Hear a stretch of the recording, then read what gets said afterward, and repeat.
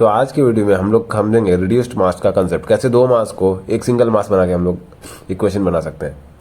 तो ये m1 मास है, इसका पोजीशन वेक्टर r1 वेक्टर है, ये m2 मास इसका पोजीशन वेक्टर r2 वेक्टर है, और वेक्टर ऑफ एडिशन से हम लोग लिख सकते हैं r2 is equal to r1 plus r।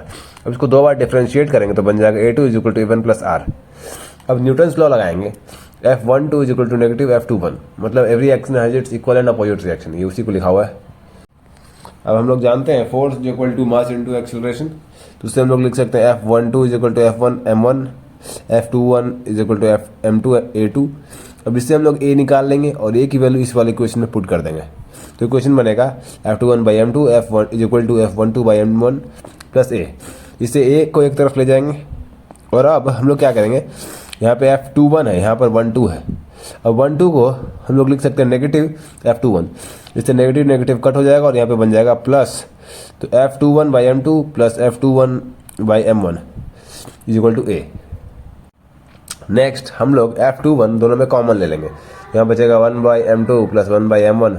अब इसको हम लोग LCM लेके RHS में भेज देंगे तो बन जाएगा F is equal to m1 m2 by m1 plus m2 a। अब इसको F is equal to ma से कंपेयर कीजिएगा तो मास निकलेगा m1 m2 m1 plus m2, इसी को बोलते हैं reduced mass. Thanks for watching, see you in the next video.